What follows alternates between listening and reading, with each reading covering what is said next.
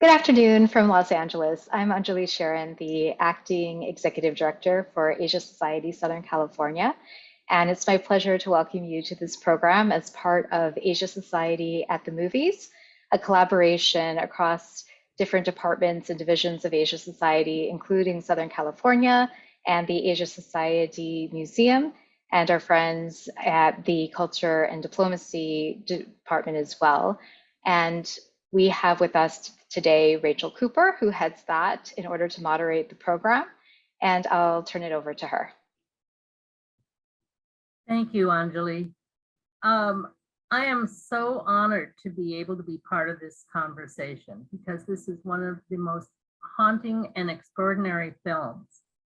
And it's one that I think you have to stay with in multiple, I've been able to see it twice now, and I'm really grateful because there are so many layers to it. And let's see a little trailer before we get started with the conversation with the director.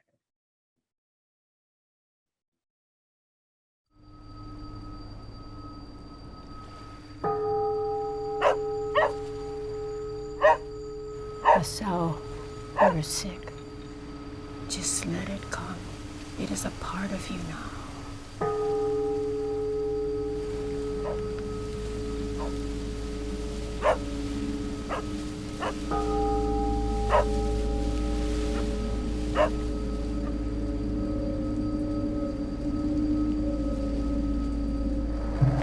Do you have anyone that can come and help care for you?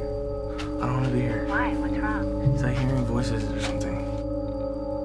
Dying isn't simple, is it? All these memories coming back. How am I supposed to care for him when he didn't care for us? What are you gonna do, man, now that Grace is not here? I'm gonna drink until I'm very old. I had a dream about you. You were dying and you were afraid. Well, at least we get to be together. Everything is in the wrong place.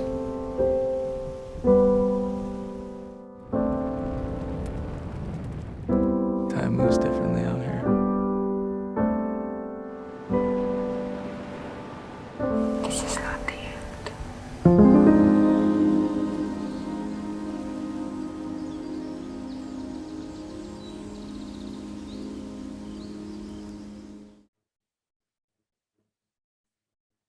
I'm delighted to introduce Christopher Makoto Yogi, who is an artist filmmaker from Honolulu, Hawaii, and the director of this extraordinary film. He hit the road running with August at Akiko's last, I guess in 2019, is that right? 2018, 2019, yeah. 2018, 2019, made a big hit. And this is your second feature, and we're really honored. I'm particularly excited because I felt like this film hit me in so many different ways. And I see that everyone calls it a ghost story, but it feels like a spirit story in some ways. Because the way you're telling the story is so compelling, and yet it's never didactic or you're never sure what's literal and what's not. So I wondered if you could tell us just a little bit about how you came up with the idea of I Was a Simple Man. And maybe we could follow up with how simple is simple.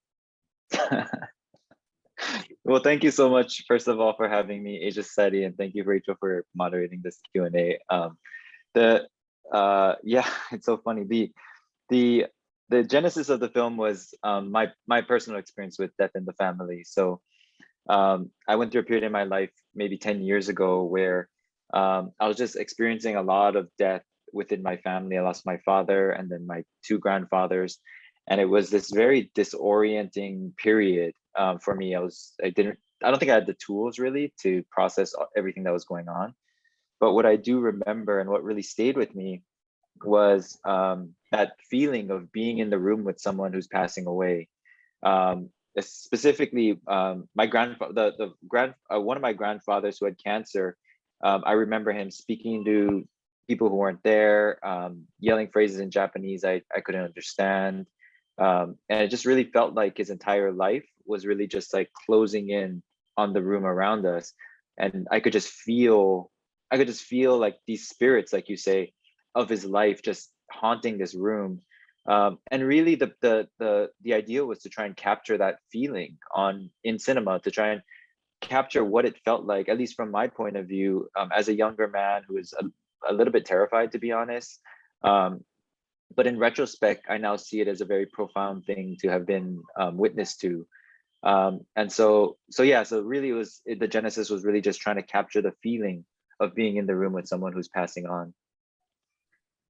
You know, but even beyond that, there's the sense of family and the sense of time that comes in multiple ways, and some that are very specific to Hawaii.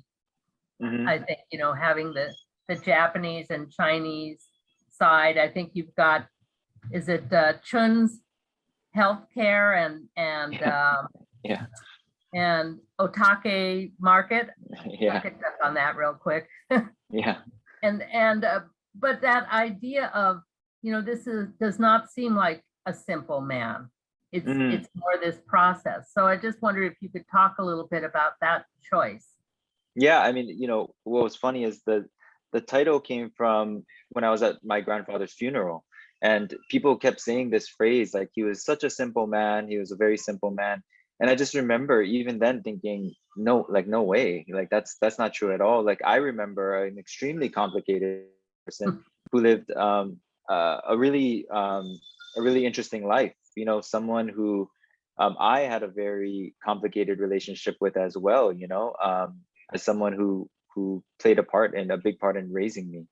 And so I think what I wanted to do was definitely take this idea of life as, you know, on the surface being, especially in Hawaii, like the idea is usually go to Hawaii, live a very simple life.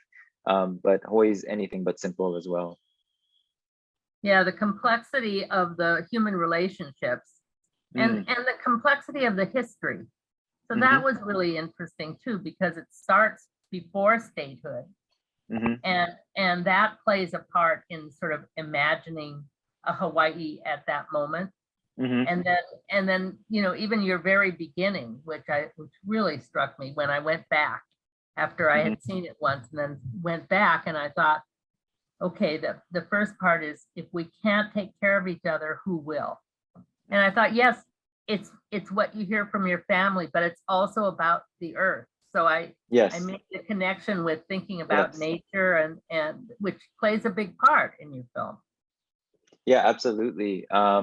You know, when I spoke to one of the characters, her name is Akiko, and she's the older Japanese woman who shows up about 15 minutes into the film and is sitting with and praying and sort of holding space with Masao at the temple. And I was speaking to her right before I was shooting, and she used to live on Oahu, but she moved to Hawaii Island, which is a big island. She lives in this very rural place. We explored that sort of milieu in August at Akiko's. And I was talking to her about I was like, do you ever go back to Honolulu? Do you ever go back to Oahu? And she was like, no, I can't. Like, I go back and it's just concrete everywhere. Like, my feet don't touch the ground. They just touch concrete. And I have you can't feel that connection to the earth in the same way you can in a more rural area, like where she lives on an outer island.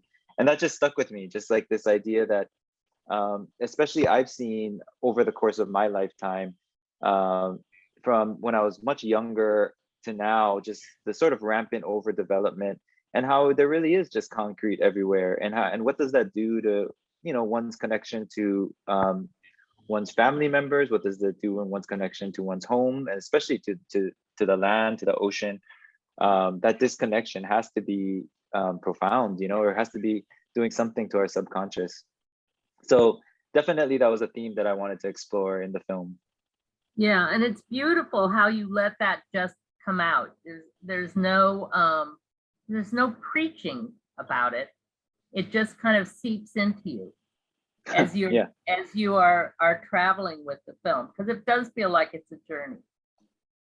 That's great. At least it did to me. It did to me. Yeah.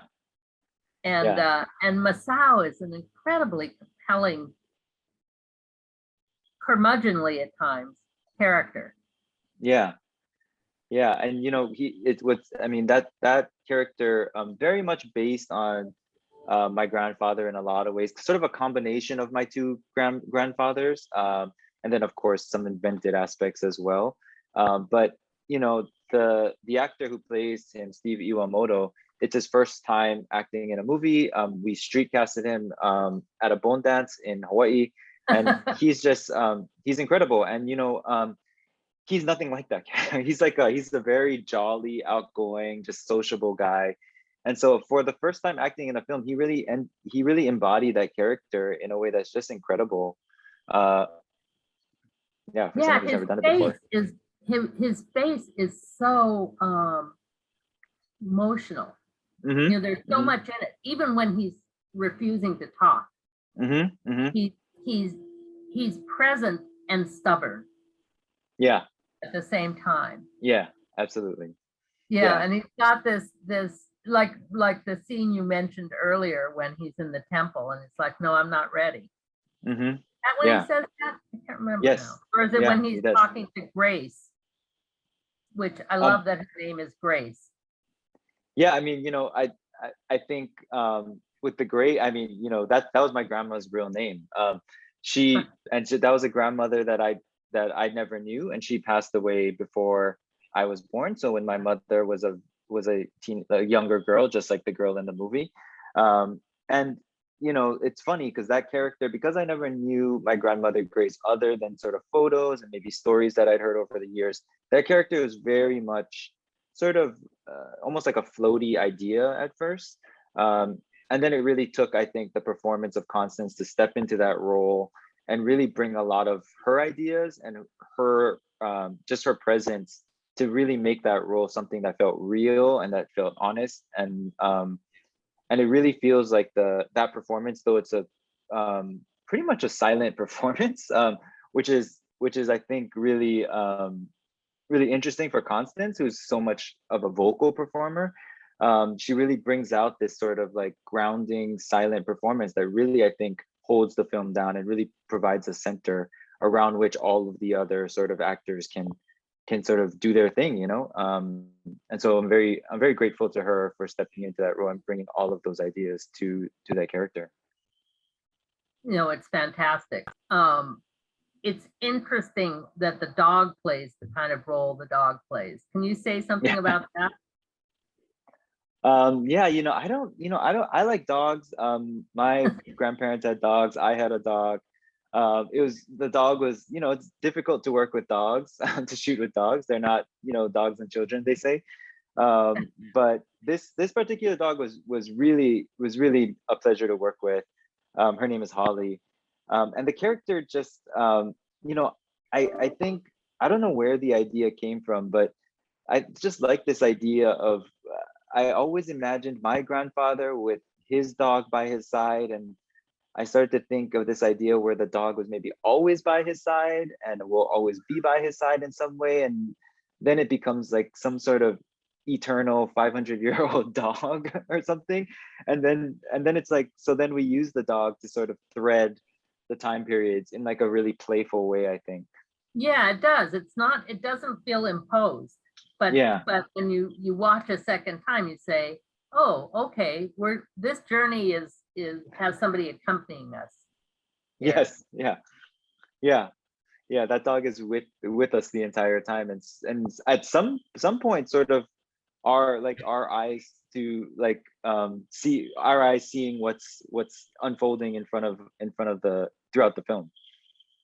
So another aspect of the film that really hit me was the offering table, the altar. And of course he left his family, right? He runs away. They go back to Japan, but he's got this altar that is somehow revering, I don't know, responding to that history. And of course it has Grace, who was the person who comes between the parents, and the parents looking very formal and a pretty formal altar. I'm just wondering about that.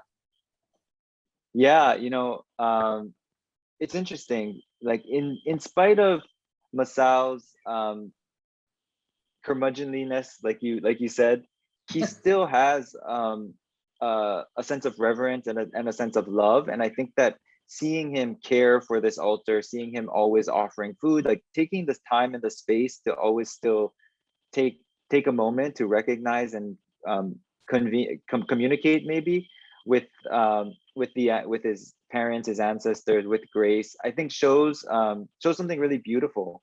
And I also think that it sort of balances out that sort of more stubborn, hardened side of him. It shows that he has a soft side of him inside, and also just the presence of death always, like in a way that I don't think that is really that common in the West. My both my grandparents had an altar like that, and or was all had some kind of shrine to their parents and their relatives and their uncles and aunties. And so that sort of, it wasn't sort of just put off into like a graveyard or whatever. It was in the home, and so that sort of always facing those who have passed, or always sort of remembering those who have passed, I found to be very beautiful and very specific. And so I liked that we were able to include that in the movie. Yes, and it's like it makes the dead alive in your house. Yeah, What I mean? absolutely. And you have to pay attention. Yeah, You have to pay attention. absolutely. And often the shrine is in a place of like in a central place within the house. Yeah. And I remember at my grandpa's house, like we'd come for like, I don't know, Christmas lunch or dinner or whatever, and we'd all have to line up and like give a little offering before we go get food or whatever. So it was also ingrained in me, that sort of recognition of those who have passed in that way. But I also did find it pretty spooky as a little kid, to see like these sort of like stoic Japanese faces, like who I didn't know, in candlelight. It could be pretty scary as a kid too. Yeah, it's really interesting to have that aspect. But another aspect where he's bringing in Japanese culture, but maybe not so successfully, is when he's trying to teach his daughter the shamisen. Yeah. And it feels a little half-hearted. Yeah, I think that piece actually came from our lead, Steve, who the actor who we met at the bone dance, Right. being really into playing instruments, and he's really into dancing. That's why we met him at a bone dance. But he just loves, he takes classes in which he like line dances, and so it came from him, his character, and so I incorporated a lot of that into the movie, a lot of just details from him that he provided with me. But it also was nice that it was, because I do know, while this wasn't my experience, I do have friends who played the sort of Japanese and Okinawan instruments in that way, as a kid, and I never did, but I know that was very common in Hawaii. So there's also that sense of Hawaiianness as well. So you have the Chinese and Japanese. It really only comes up the one time when the parents say you can't hang out with that Chinese girl. Mm-hmm. So it's interesting how you brought in these social elements without, again, making them the central issue. They're part of the landscape. Yeah, absolutely. I mean, and that was very common at the time. Even I've heard stories within my family, on the Japanese side, where marriages were totally frowned upon. And this was only maybe like, I don't know, 50s, 60s, not that long ago. And yet they were totally frowned upon because I guess it was sort of Japanese thinking to only marry within the nationality and within the ethnicity. So I always found that very interesting. It's totally not like that anymore. That is very much a generational thing. And so that's why it was also important that we see, as the generations progress, the younger kids are mixed race. They're all sort of Hapa Hawaiian, and they're the ones and it's that generation who actually maybe closes the loop, or the forgiveness happens. Which I think is a nice sort of commentary on Hawaii in general. and the sort of mixed raceness of that place and the diversity of the place. And there's really only one place where you have the hula, where you have anything indigenous Hawaiian. Yeah. And again, it's done very quietly. It's just, you understand, and it's the connection between earth and water, it feels like. Because they start back, right? And then they go actually into the water. Yeah, no, it's a really beautiful scene. And we worked with Leilani, the dancer, the older dancer, Kumu, who brought in she suggested the dance, she suggested a song because she thought this would be a perfect piece for this moment in this film.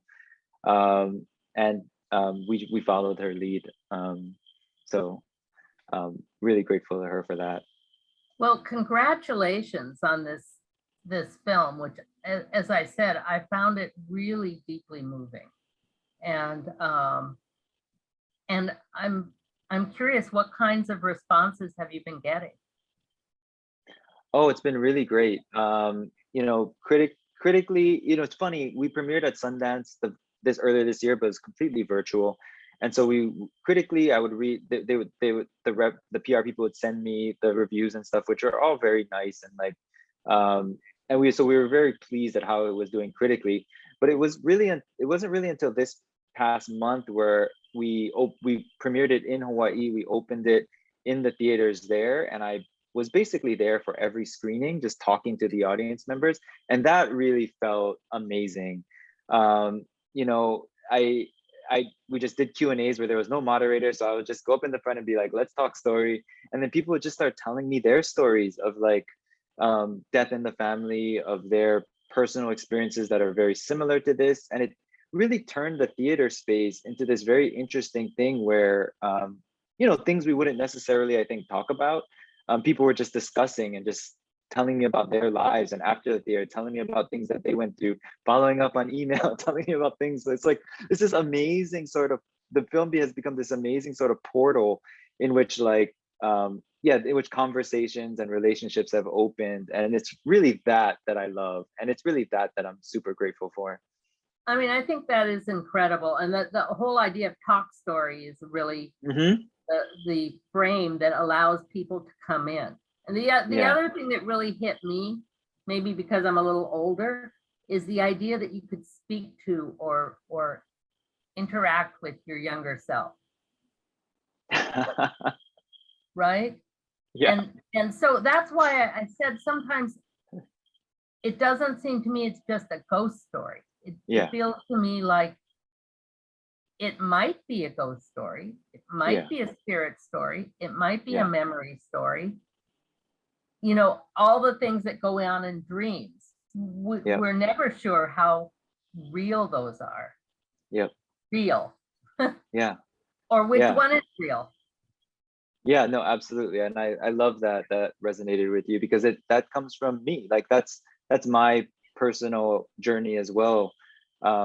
Feeling as if my younger self is almost like a different person, and then having to sort of come to terms with that other person who at times I feel like I don't want to know, at times feels like so distant from me, and starting a friendship with myself, which is such a strange thing to think about, but yet I think that's something very real and very profound if that sort of conversation or that sort of coming to terms with oneself can happen. So yeah, I'm glad that resonated with you, because that part is special to me. Yeah, no, that was great. Well, I would like to open it up to questions. If anyone has questions, please do send them our way, and we're happy to take the next few minutes that we have together. Have you shown the film in Hawaii? Yes, we have. We just premiered it in Hawaii at the Hawaii International Film Festival. It was the centerpiece film, so it was great. And then we did a screening at the Hawaii theaters, opened it on the 19th, and it played at 3 different theaters. It's played on the Big Island, it's played on Maui. So yeah, the response has been amazing. Oh, that's great. I'm looking to see if we have any questions. I had an earlier question about Constance Wu and how she came to be part of the film. Yeah, so Constance, she was someone that I went through a fellowship called the Sundance Screenwriters Lab in 2015, and it's like this lab where like the director's lab. Sorry, I did the screenwriters lab and then the director's Right. lab. The director's lab is where like you bring in actors, you workshop your scenes, you do all this stuff, you edit. And she was one of the actors that I cast in that role of Grace. And I just remember her just embodying the role so fully, and she came so prepared and so game to like try things. And I just loved working with her so much that once that was done, I asked her if she would like to be part of the film. And she said yes. This was back in 2015. And, you know, we were just so grateful that she kept that agreement, you know, in the years since, because she could have, you know, her career has really taken off, and she could have easily said, no, this, you know, this role is too small for me, or, you know, she's second billing to like a first time actor. And so the fact that she kept that agreement and came so prepared and so game to like try things was so fun. And I really, really loved working with her, and I hope I can work with her again.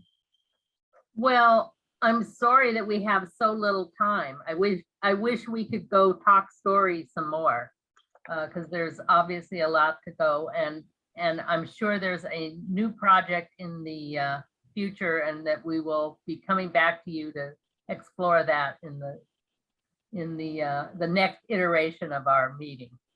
But thank you so much for you know, sharing your insights and for sharing such an extraordinary film. Yeah, thank you so much for having me.